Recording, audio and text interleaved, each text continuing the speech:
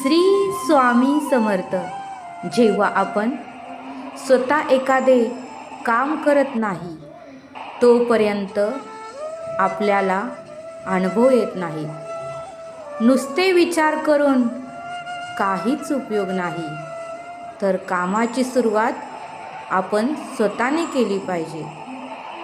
नुसते दुसऱ्याच्या अनुभवाने आपले मत मांडू नये.